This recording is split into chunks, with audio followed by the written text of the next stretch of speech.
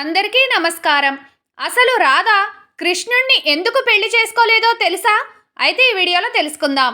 రాధా కృష్ణుల ప్రేమ భారతదేశంలోనే కాక ప్రపంచమంతా వ్యాపించి ఉంది. ఇది స్వచ్ఛమైన, నిస్వార్థమైన మరియు మరణం లేని ప్రేమకు ఒక ఉదాహరణ. కృష్ణుడు విష్ణువు 8వ అవతారంగా ఉండగా రాధ లక్ష్మీదేవత అవతారంగా చెప్పబడుతున్నది. కృష్ణునికి అనేక మంది భార్యలు ఉన్నా కానీ అతని ఆత్మ మాత్రం ఎల్లప్పుడూ రాధనే. రక్షించడంలో భాగంగానే అతను చాలా మందిని వివాహం చేసుకున్నారు. రాధా మరియు కృష్ణ అనే పదాలలో ఏ ఒక్కటి లేకపోయినా అసంపూర్ణంగానే ఉంటాయి. వారి దైవ ప్రేమ అసమానమైనది మరియు వారి ప్రేమ ఈ భూమి ఉన్నంతకాలం నిలిచి ఉంటుంది అనడంలో ఆశ్చర్యం లేదు. ఏది ఏమైనా రాధాకృష్ణులు ఒకరినొకరు పెళ్లి చేసుకోకపోవడం మాత్రం భక్తులను బాధించే విషయమే. రాధాకృష్ణుల వివాహం జరగకపోవడానికి గల కారణాల గురించి చాలా కథలు ప్రబలంగా ఉన్నాయి. రాధాకృష్ణుల వివాహం జరగకపోవడానికి గల కొన్ని కారణాలను ఇప్పుడు తెలుసుకుందాం. బ్రహ్మ వైవర్త పురాణం ప్రకారం కృష్ణుడు మరియు రాధ వారి పూర్వ జీవితంలో గోలక్లో నివసించేవారు. కృష్ణుడి తన భార్య వీర్జతో కలిసి తోటలో కూర్చున్నాడు. ఆ సమయాన రాధ అక్కడ లేదు. ఆమె వచ్చి వారిద్దరినీ చూసి చాలా బాధపడింది. ఆమె కోపంతో కృష్ణుణ్ణి దుర్భాషలాడడం మొదలుపెట్టింది. ఈ పరిణామం వీర్జకు నచ్చలేదు. అందుచేత ఆమె ఒక నదిగా మారి ఎప్పటికీ కృష్ణుడికి దరి చేరకూడదని అక్కడి నుండి దూరంగా వెళ్ళిపోయింది. ఈ పరిణామంతో కృష్ణుడు చాలా నిరాశ చెందాడు.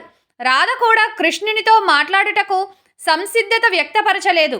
తద్వారా రాధాకృష్ణుల మధ్య అగాధం పెరిగిపోయింది. ఎన్ని ప్రయత్నాలు చేసినా రాధ మనసు చలించలేదు.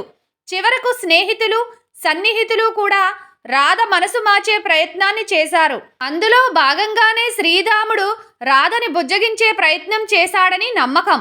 శ్రీకృష్ణుని ప్రియమైన స్నేహితులలో ఒకరైన శ్రీరాముడు ఈ విషయాన్ని గురించి తెలుసుకున్నప్పుడు కృష్ణుడి పట్ల రాధ చేసిన దుర్భాషలు ఆయనకు ఆగ్రహం తెప్పించింది.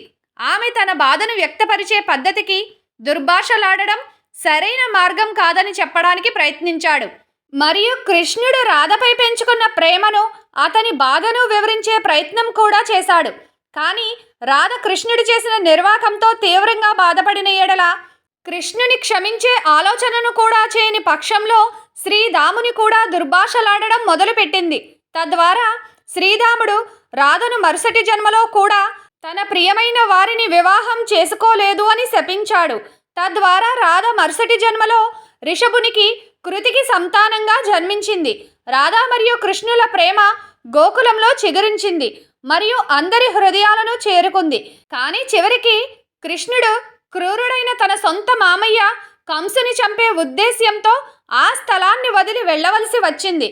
కర్ణుడి చావుకు అనేక కారణాలు అంటారు. అలాగే రాధాకృష్ణుల ప్రేమకు మధ్య అవాంతరాలు ఎన్నో.